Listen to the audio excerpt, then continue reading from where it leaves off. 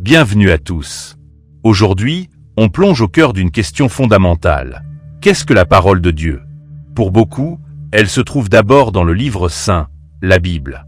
Ces écrits sont bien plus que de l'encre sur du papier. Ils sont perçus comme la révélation même de Dieu à l'humanité.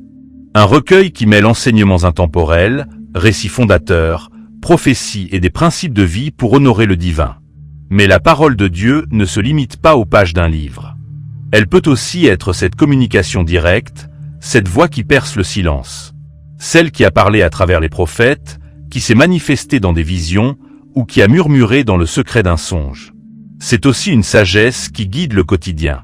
Une boussole morale, une lumière qui éclaire les choix et les décisions, offrant un réconfort et une direction dans la complexité de nos vies. Et pour les chrétiens, il y a une dimension plus profonde encore. Jésus-Christ lui-même est vu comme la parole de Dieu faite chair. Comme le dit l'évangile de Jean, la parole s'est faite chair et elle a habité parmi nous. Elle n'est plus alors un simple message, mais une personne. Au final, que ce soit à travers les Écritures, une inspiration soudaine, une sagesse pratique ou la figure du Christ, la parole de Dieu est perçue comme une source ultime de guidance, d'autorité et de réconfort. Elle est le fondement sur lequel les croyants construisent leur vie et leur relation avec Dieu. Et maintenant, on aimerait te passer le micro. Cette notion de « parole de Dieu », qu'est-ce qu'elle représente, personnellement, pour toi? Partage-nous ton avis dans les commentaires. N'oublie pas de t'abonner pour ne manquer aucune de nos prochaines explorations.